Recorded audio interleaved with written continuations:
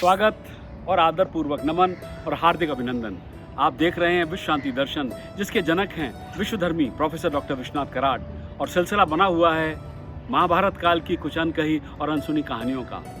महाभारत हिंदू धर्म के विकास के बारे में जानकारी का एक महत्वपूर्ण स्रोत है और हिंदुओं द्वारा इसे धर्म और एक इतिहास जो हुआ है उसके बारे में एक पाठ के रूप में माना जाता है। महाभारत में एक केंद्रीय वीर कथा के चारों ओर व्यवस्थित, पौराणिक और उपदेशात्मक सामग्री शामिल है, जो चचेरे भाइयों के दो समूहों कौरवों और पांडवों के बीच संप्रभुता के लिए संघर्ष के बारे में बताती है। यूं तो महाभारत के अधिकांश स्वरूप से हम सभी परिचित हैं, फिर भी उस काल के कुछ ऐसी कहानियां हैं जिन्हें बहुत लोगों ने सुना नहीं है। हमारे ये वीडियोस उन्हीं अनसुनी कहानियों के बारे में हैं। तो आइए सुनते हैं आज एक और कहानी।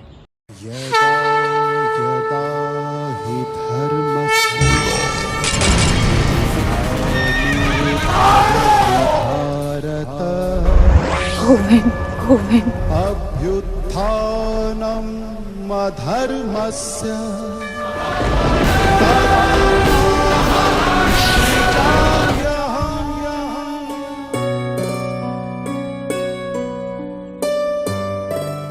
कितने लोग ये जानते हैं कि दुर्योधन के दो बच्चे थे, लक्ष्मण कुमार नाम का एक बेटा और लक्ष्मणा नाम की एक बेटी, जिसका कृष्ण के पुत्र सांबा द्वारा अपहरण हुआ था और फिर शादी। आइए सुनते हैं क्या थी ये कहानी। लक्ष्मणा दुर्योधन की आंख का तारा थी और कुरु के सभी बुजुर्गों की पसंदीदा भी। उप पांडवों की पीढ़ी में इकलौती बेटी होने के कारण वो अपने सभी चचेरे भाइयों और जुड़वा भाइयों से प्यार भी करती थी। दुर्भाग्य से उसके जीवन की 4 घटनाओं ने उसकी परी कथा जैसा जीवन हमेशा के लिए नष्ट कर दिया। पहला था पासे का खेल। महाभारत में खेले गए द्रुत या जुए ने कई लोगों के जीवन को बहुत प्रभावित किया, लेकिन लक्ष्मणा बहुत गहराई से प्रभावित हुई, क्योंकि भले ही वो सिर्फ एक बच्ची थी, लेकिन लोगों को उसमें और उसके भाई में उसके पिता की छाया दिखाई देने लगी। हालांकि उसकी मां भानुमति एक मजबूत महिला थी और उन्होंने इसका अपने निजी जीवन पर असर भी नहीं पड़ने दिया। फिर भी ये एक ऐसी घटना थी जिसने लक्ष्मणा को बचपन से ही परेशान कर दिया। इसी वजह से उसका पूरा जीवन बर्बाद हो गया। उसके चाचा भीम ने उसके पिता को मारने की कसम खाई और द्रौपदी ने दुशासन के खून से अपने बाल धोने की कसम खाई। अब आप कल्पना कर सकते हैं कि एक छोटी बच्ची के लिए यह सोचना कितना परेशान करने वाला होगा। दूसरी घटना थी कृष्ण पुत्र सांबा द्वारा लक्ष्मणा के अपहरण की। दुर्योधन के पुत्री लक्ष्मणा एक कुशल योद्धा थी। वो हस्तिनापुर की एक दृढ़ इच्छा शक्ति वाली राजकुमारी के रूप में पली बड़ी थी। रथ चलाने में, धनुष्पार चलाने में और गदा से युद्ध करने में वो उतनी ही कुशल थी जितना कि उसका जुड़वा भाई लक्ष्मण कुमार, क्योंकि उसके परिवार ने और दुर्योधन ने इस सब पे जोर भी दिया था। इतना ही नहीं, लक्ष्मणा सुंदर भी थी। दुर्योधन ने फैसला किया था कि वो अपनी बेटी को उसका पसंद का पति चुनने देगा। महान राजा और राजकुमारों को उसके स्वयंवर में आमंत्रित किया गया था। उनमें कौन लक्ष्मणा का सबसे पसंदीदा होगा, यही देखना था। लक्ष्मणा अपने स्वयंवर से रोमांचित थी। वो जानती थी कि वह किसे चुनेगी। वृषसेन, जी हाँ, अंग का राजकुमार, दुर्योधन के महान मित्र कर्ण का पुत्र और अपने पिता के समान शक्तिशाली योद्धा था। दोनों बचपन से ही एक दूसरे से प्यार करते थे। लक्ष्मणा अपनी दासियों के साथ बेसब्री से हाथों में माला लिए वृषसेन के गले में डालने का इंतजार कर रही थी। और फिर अचानक कृष्ण का खूबसूरत पुत्र यादव राजकुमार सांबा रथ में सवार वहां पहुंचा। वो लक्ष्मणा की सुंदरता पर मोहित था। उसने तेजी से उसे अपने रथ में बैठा लिया। सांबा के यादव कुल के साथियों ने दुर्योधन के सिपाहियों को पकड़ लिया। इसके पहले कि क्रोधित और स्तब्ध दुर्योधन प्रतिक्रिया करता, यादव राजकुमार सांबा द्वारका पहुंच चुका था लक्ष्मणा को लेकर। सांबा की मां जामवंती ने लक्ष्मणा को अपनी बाहों में ले लिया और उसे अपने महल में रखा। उधर द्वारका के बाहर कृष्ण और बलराम ने कौरवों के खिलाफ एक उग्र लड़ाई का नेतृत्व किया। आखिरकार रात बीत गई और अब कोई भी पुरुष लक्ष्मणा से शादी नहीं कर सकता, क्योंकि उसने अपनी रात दूसरे पुरुष की छत के नीचे बिताई थी। सांबा के अतिरिक्त कोई उससे शादी नहीं कर सकता था जिसने उसका अपहरण किया था, चाहे वो हस्तिनापुर की राजकुमारी क्यों ना हो।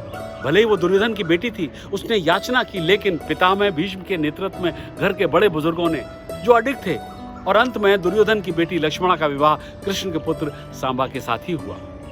सांबा लेकिन क्रूर व्यक्तित्व तो नहीं था। लक्ष्मणा एक बार फिर मुस्कुराई। वो लापरवाह और बेपरवाह थी, लेकिन उदास नहीं, क्योंकि वो एक जीवंत महिला थी। शायद इसीलिए वो हंसमुख और सकारात्मक बनी रही। उसने श्री कृष्ण की बहू होने का सम्मान महसूस किया वो बलराम की पसंदीदा थी। लक्ष्मणा ने अभी द्वारका में बसना शुरू ही किया था कि उसे एक और त्रासदी का सामना करना पड़ा, और वो था कुरुक्षेत्र युद्ध। यहीं से उसके लिए हालात बहुत बिगड़ गए। कुरुक्षेत्र में युद्ध के साथ पांडवों और कौरवों के बीच संघर्ष का समापन हुआ। इस युद्ध में उसके पिता और भाई दोनों मारे गए। उसके जुड़वां भाई लक्ष्मण कुमार का अभिमन्यु ने वध किया। महाभारत युद्ध के बाद लक्ष्मणा उदास रहने लगी, परंतु धीरे धीरे वो स्वयं को श्री कृष्ण के साथ और अपनी सास जामवंती की प्यार भरी देखभाल के साथ दार्शनिक चर्चाओं में व्यस्त रहने में कामयाब रही। सांबा, उसका पति, भी उसके साथ रहने और उसकी देखभाल करने के लिए समय निकालने लगा। इस प्रकार आहिस्ता आहिस्ता वो अपने नए घर में बसने लगी। जब उसने अंततः सोचा कि चीजें बेहतर हो गई हैं, तो आखिरी और सबसे घातक त्रासदी ने उसे मारा। क्या थी वो त्रासदी? एक बार उसके पति सांबा और उसके दोस्तों ने एक ऋषि के साथ मजाक करने का फैसला किया। सांबा ने महिला होने का नाटक किया कि वो गर्भवती है और ऋषि से बच्चे के लिंग की भविष्यवाणी करने को कहा। ऋषि समझ गए कि सांबा उनके साथ शरारत कर रहा है। क्रोध में वो सांबा को शाप देते हैं कि वो एक लोहे की छड़ को जन्म देगा जो पूरे यादव वंश को नष्ट कर देगी, समूल नाश हो जाएगा उनका। और फिर श्राप के अनुसार सांबा ने अगले दिन लोहे की छड़ को जी हां जन्म दिया। आखिरकार यादवों के बीच गृह युद्ध छिड़ गया और लक्ष्मणा के पति मारे गए। कहते हैं कि छड़ के लोहे को बाद में राजा उग्रसेन ने पिघलाया और जंगल में फेंक दिया।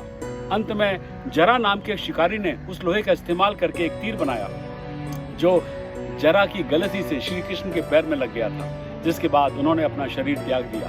द्वारका शहर भी नष्ट हो गया था। गोलोक में जाने से पहले श्री कृष्ण ने अर्जुन को द्वारका की महिलाओं को बचाने और उन्हें सुरक्षित रूप से हस्तिनापुर लाने का वचन लिया था। आज्ञाकारी रूप से अर्जुन ने अपने सबसे अच्छे दोस्त और गुरु की मृत्यु के बाद ऐसा ही किया। रास्ते में अर्जुन पर लुटेरों ने हमला किया। कलयुग की शुरुआत के कारण अर्जुन ने दिव्य हथियारों का आह्वान करने की बहुत कोशिश की, बहुत समय बर्बाद किया, लेकिन वो असफल रहा। हालांकि वो अंततः जीत गए। चाचा अर्जुन की मदद से लक्ष्मणा सकुशल हस्तिनापुर पहुंचने वाली अंतिम महिलाओं में से एक थी।